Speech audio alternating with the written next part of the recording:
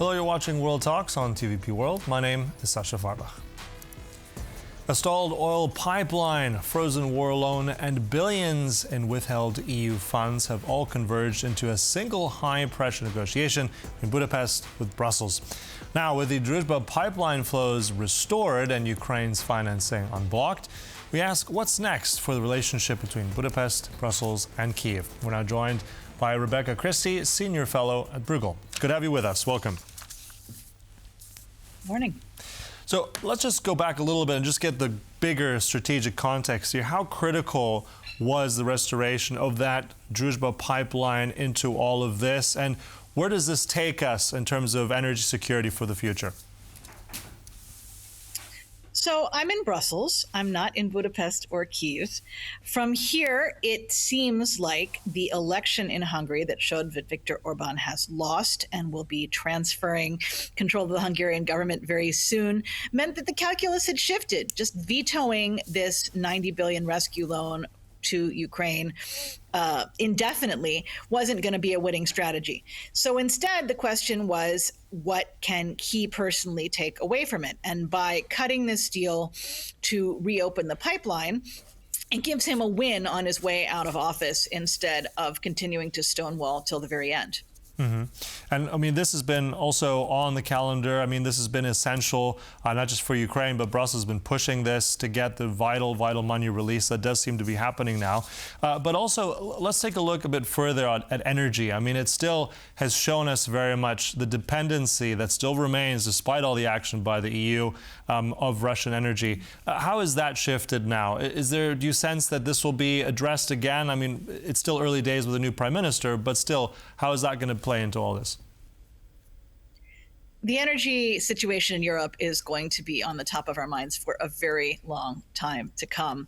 With the war in Iran, the uncertainty over the Strait of Hormuz, there is going to be more and more pressure on the EU to figure out what it's going to do. Right now, we're heading into the summer months. It's warmer. There isn't as much need for winter fuel, but there needs to be much more action to link up EU energy grids to make it possible for countries to share energy and not just leave some of these countries like Hungary and Slovakia that have been using Russian oil where they are. There needs to be more integration to help them work together. Mm-hmm. And it seems to be, I don't know if it's early days, but there might be a second crisis brewing also with the same pipeline, Druzhba, which also flows out into East Germany. Now we're hearing that Kazakh oil seems to be disrupted, flowing from Russia into Germany. How do you sense this? Is this now the Kremlin playing also again with disruptions in Germany? How do you see that play out? Russia is a very unpredictable actor. I do not have any visibility into what they are or not doing with regard to actual oil pipelines. What I can say is that in Europe, there hasn't been enough done to link up energy grids from country to country. So you still have these situations where people who are dependent on a particular pipeline or a particular situation don't have alternatives. Europe needs to have better information to know what's going on. It needs to not just transition to renewables, but make sure those renewables can feed into the grid and support each other, and have more of a long-term plan for how to become more energy self-sufficient. Mm-hmm. And at the same time, though, I mean, we're talking about energy flows, as you said, making Europe more independent, but we have a new dependency building out with gas with the United States. But let's go back to the pipeline, because at the same time, if we look at the history of how Druzhba was damaged in the first place, that was actually inflicted by the Russians. The narrative had been kicked around. Orban said it was the Ukrainians stalling. If we now look also at attacks and recent attacks over the last few months, the Ukrainians are striking deep into Russian territory, targeting infrastructure, oil refineries. In fact, the same place where this Druzhba pipeline comes from is Tatarstan, which they've struck in the past. How, if at all, just get your general sense of this, is this going to affect Ukrainian strategy in terms of targeting energy infrastructure now? Ukraine and Russia have been in this war for years now. It's not a good situation. The breaking out of another war in another oil-heavy part of the globe has just intensified the pressure of all this. There's more need for Russian oil. The Russians are able to sell it at higher prices. The Ukrainians, until very recently, have been working with very limited resources. Even with this EU loan, they're still going to need more money and more help. It's not a good situation. And when you add in the dynamic of an even more fragmented global oil market and a stronger position for Russia within that market, it makes it all so much harder. Mm-hmm. And then also looking at Brussels, where you're based right now, apparently the incoming Prime Minister, Mr. Peter Magyar, is going to make his first informal trip to Brussels this week, either Wednesday. What do you expect? I mean, what are you hearing at this point? How do you think his presence will be felt? There's deadlines, there's also pressure, expectations. How do you think his meetings might go there? The EU is very eager to see a change of tone in working with Hungary. The veto out of Budapest has been a threat over so many of these security and foreign policy oriented things. So just having new people to work with is something that I think will be welcomed. At the same time, Hungary remains a more conservative and right-leaning country than other parts of Europe. It's not going to magically turn into the Netherlands overnight in terms of its attitudes or its economy. So Brussels is going to need to find ways to work with that and realize that Magyar still has a lot of concerns of the people who he elected him to work with going forward. Also, if we're looking at, there's quite a bit of a deadline in terms of funding. The race of the clock, I think it's August, for billions of euros for funding as well. A lot of those will have conditions attached. How realistic do you think is that the incoming government will meet those conditions, or let's say that Brussels is going to be favorable enough to grant all that money to go through?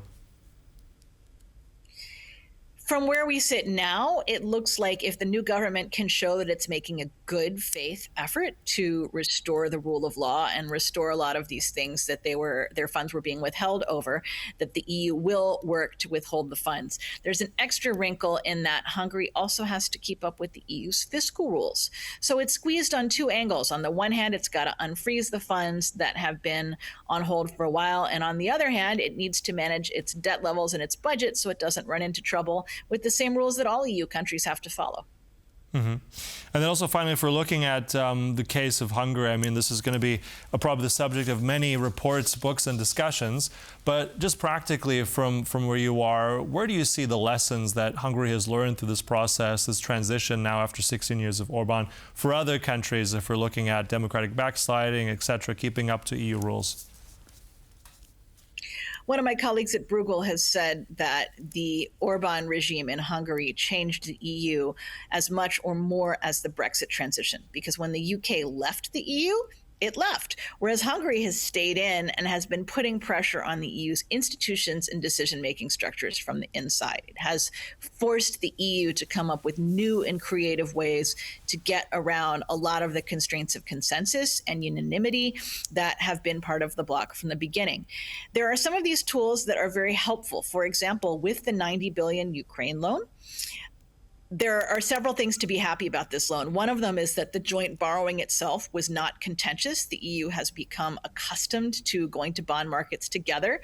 And so this idea of public borrowing was seen as a reasonable and less controversial alternative than doing some sort of loan involving the frozen financial assets in Belgium as collateral.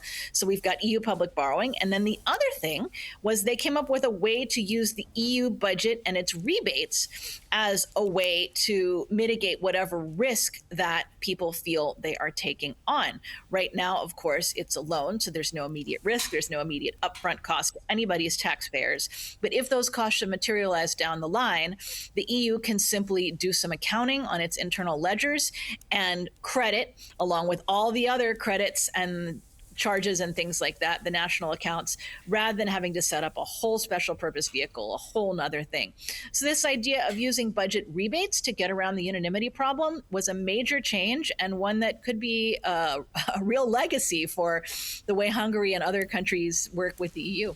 All right. And also we'll have to see how and if and when there will be further diversification of Hungary's energy source. That'll be an interesting one to watch. Look, we'll close it there. Thank you so much for that. Rebecca Christie there, Senior Fellow at Bruegel. Thank you so much. Thanks for having me on. And thank you for joining us here on World Talks, but stay right here for more news and commentary on TVB World. Goodbye.